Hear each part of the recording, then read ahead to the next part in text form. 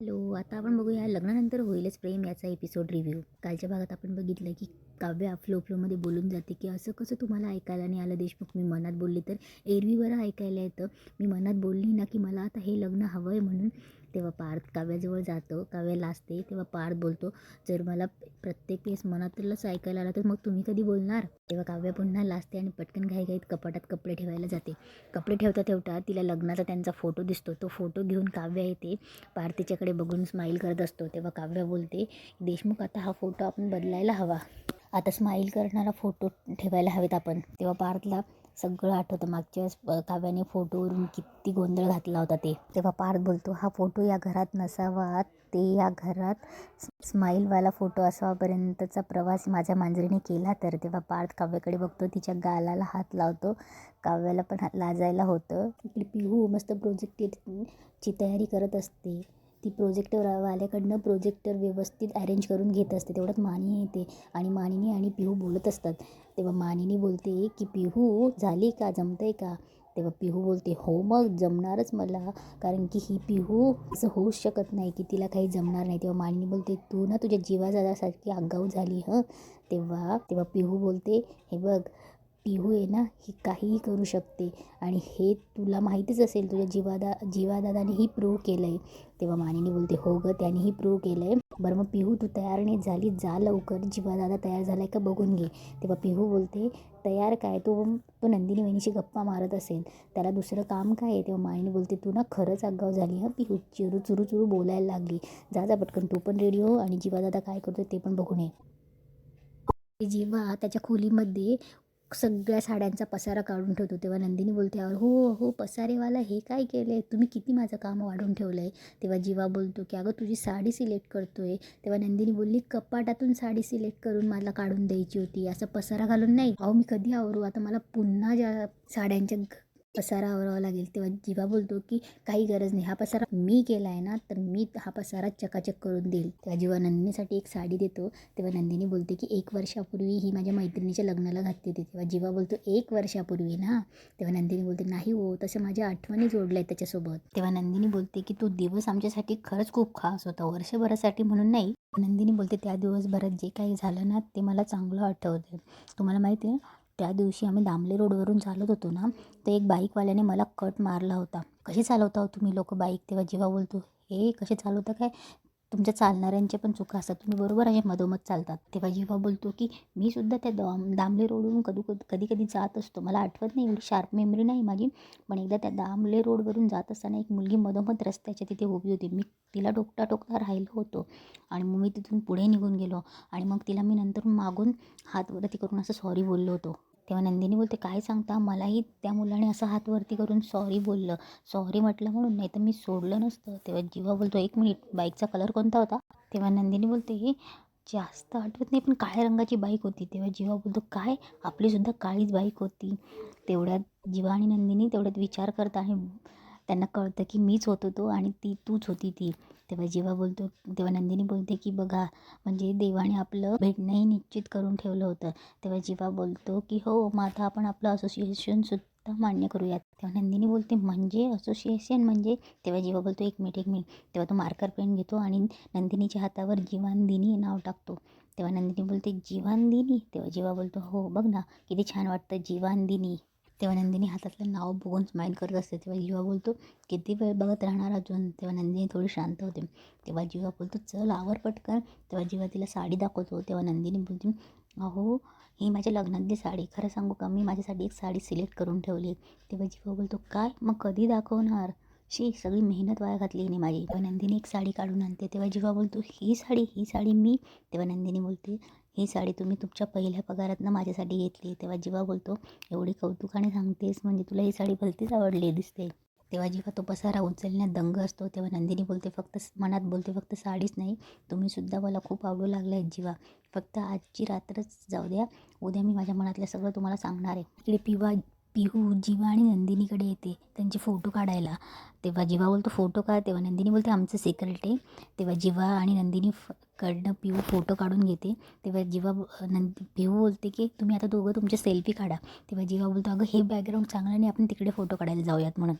तेव्हा ते ती ज्वेलरी आणून देतो. तेव्हा काव्या बघते आणि बोलते नको मला. तेव्हा पार्थ बोलतो मग असंच गळा ठेवणार आहे तुम्ही? तेव्हा काव्या बोलते हो. तेव्हा पार्थ बोलतो असं रिकामा गळा कशाला? कसं ठेवणार? तेव्हा काव्या बोलते की नाही रिकामा कशाला, आहे ना माझ्याकडे गिफ्ट. तेव्हा पार्थ बोलतो गिफ्ट. तेव्हा काव्या जे पार्थने दिलेलं काव्यार्थ नावाचं पेंडंट असते ते मंगळसूत्रामध्ये ओवून काव्य पार्थला दाखवते. तेव्हा पार्थ खूप खुश होतो. तेव्हा पार्थला आठवतं की जेव्हा काव्या पेंडंट देते, पेंडंट जेव्हा तो काव्याला देत असतो तेव्हा त्याने काव्याला सांगितलेलं असतं की हे घालून तुम्ही स्वच्छंद दिसू शकताय. म्हणजे जसं की मंगळसूत्राचं पण फील येणार नाही आणि तुम्हाला वाटलं तर तुम्ही मंगळसूत्रामध्ये पण घालू शकताय. तेव्हा काव्या ते मंगळसूत्र पार्थकडे देते आणि पार्थच्या हातात देऊन पार्थ बोलतो की काय? तेव्हा काव्य खुणवते की तुम्ही माझ्या गळ्यात घाला. तेव्हा पार्थ काव्याच्या गळ्यात ते मंगळसूत्र घालतो. पार्थ खूप खुश असतो. काव्य ही खूप लाजत असते. पार्थ तिच्या गळ्यात मंगळसूत्र घालतो आणि तिला टर्न करून आरशात बघायला लावतो. आरशात बघते, काव्य मंगळसूत्र हातात घेते आणि त्या काव्यार्थ नावाला किस करते. तेव्हा काव्या पार्थकडे बघते तर पार्थच्या डोळ्यामध्ये पाणी असतं. तेव्हा काव्य पार्थकडे बघत असते की पार्थला रडायला, तर पार्थ हळूच डोळे पुसतो. तेव्हा पार्थला सगळं आठवत असतं मागे काव्या कशी वागली आहे, तिने कसं कसं त्याच्यासोबत बिहेव केला आहे ते. तेव्हा काव्य बोलते काय झालं? तेव्हा पार्थ बोलतो काही नाही, मंगळसूत्र केलं ना तुम्ही. तेव्हा काव्याला हसायला येतं आणि काव्य पार्थचे गाल पकडते आणि हसते. तेवढ्यात पिहू येते आणि बोलते दादा वहिनी. तेव्हा काव्य पटकन मागे सरकते आणि बोलते पिहू काय गं तुझं? तेव्हा पिहू बोलते फोटो काढायचे. तेव्हा पिहू बोलते फोटो. तेव्हा काव्य बोलते आता हे मध्येच काय सुरू केलं तू, नवीन कसले फोटो? तेव्हा पिहू पटकन पार्थला खुणवते. तेव्हा पार्थ बोलतो की यांना ना खूप प्रश्न पडतात. तेव्हा पार्थ बोलतो की बाबांनी काही तुला नवीन फोन घेऊन दिला का पिहू? तेव्हा पिहू बोलते हो, म्हणून फोटो काढायचे आहेत का? तेव्हा तो बोलतो यांना खूप प्रश्न पडतात, आय एस होणार आहेत ना त्या. तेव्हा काव्य बोलते बरं ठीक आहे, काय पोज देऊ सांग? तेव्हा पिहू बोलते तू जरा मागे सरक. तेव्हा पार्थला बोलते की खांद्यावर हात ठेवणार आहे तिच्या. तेव्हा पार्थ तिच्या खांद्यावर हात ठेवतो. काव्याला खूप भारी वाटतं. पार्थने अलगद हात ठेवलेला असतो. काव्या त्याचा हात पकडते आणि अजून जवळ पकडते आणि मस्त पोज देते. इकडे पार्टीची तयारी चालू असते. नंदी आणि काव्याचे बाबा आणि आरुषी पण येतात पार्टीला. त्यांची आई बाहेर गेलेली असते फिरायला म्हणून ती नसते आली. तेव्हा मानिनी त्यांच्याशी बोलत असते आणि बोलत असते की शारदा वहिनी नाही आल्या. त्यांच्यामध्ये गप्पा चालू असतात. तेव्हा मानिनी सांगत असते की आता आपली मुलं रुळावर येत आहेत बरं का, हळूहळू त्यांच्यामध्ये लग्नानंतर प्रेम झालंच हां का. तेव्हा त्यांचे गप्पा चालू असतात. तेवढ्यात नंदिनी येते आणि आरुषीला आणि तिच्या बाबांना भेटते. पार्थही येतो आणि त्यांना भेटतो. त्यांच्या गप्पा सुरू होतात. इकडे रम्या आणि वसूचं बोलणं चालू असतं की रम्याला वसू बोलते की हा तुझ्या हातातला कुठला पेन ड्राईव्ह? तेव्हा रम्या बोलते हा ओजी पेन ड्राईव्ह. तेव्हा वसू बोलते ओजी म्हणजे? तेव्हा रम्या बोलते ओरिजिनल. अगं या पेन ड्राईव्हमध्ये पिहूने जे काही फोटोज, जे काही घरच्यांचे बाईट्स काढून ठेवले ते आणि आपला जो पेन ड्राईव्ह ज्यात जीवा आणि काव्याचे फोटो आहे तो लॅपटॉपला लावला आहे.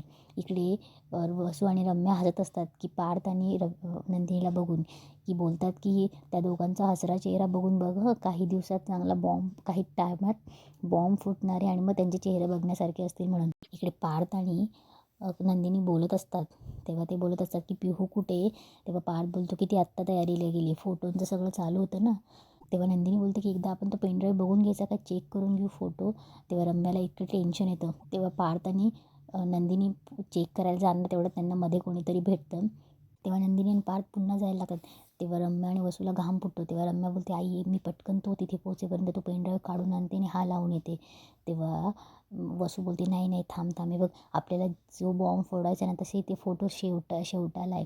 तेव्हा रम्या बोलते की पार्थ चेक करणार आहे ना, तो फॉरवर्ड करत करत सगळंच बघेल. तेव्हा पार्थ चेक करत असतो. तेव्हा रम्या सांगत असते की आई जाऊ दे मला, अगं तो चेक करेल. तेवढ्यात पिहूचा आवाज येतो वहिनी. तेव्हा काव्य आणि पार्थ तिच्याकडे बघायला लागतात. तेव्हा पिहू आणि काव्य तेव्हा नंदिनी आणि पार्थ तिच्याकडे बघायला लागतात. तेव्हा पिहू आणि काव्य येत असते. पार्थ काव्याकडे बघतच असतो. तेव्हा काव्य ही पार्थकडे बघत असते. तेव्हा पार्थ तिला फ्लाइंग किस देतो. तेव्हा काव्य ती अडवते. तेव्हा पार्थ थोडा नाराज होतो. तेव्हा काव्य ती फ्लाइंग किस हातात कॅच करते आणि स्वतःजवळ ठेवते. तेव्हा पार्थला हसायला येतं. तेव्हा ते दोघं एकमेकांकडे बघत असतात. तेव्हा नंदिनी बोलते आता काव्य आली तर तुमचं लक्ष नाही आहे. तेव्हा पार्थ बोलतो ते बरोबर आहे, पण आता आपल्याला पेन ड्राईव्ह चेक नाही करता येणार ना, ते काव्यासमोर आहेत आणि ते सरप्राईज आहे. तेव्हा वसूच्या आणि रम्याच्या जीवात जीव येतो. तेव्हा नंदिनी बोलते अरे लक्षातच नाही आलं, पण पार्थ आज स्क्रीनवर जे काही दिसणार आहे त्यामुळे जीवा आणि काव्य खूप खुश होणार आहे. इथेच आजचा एपिसोड संपतो.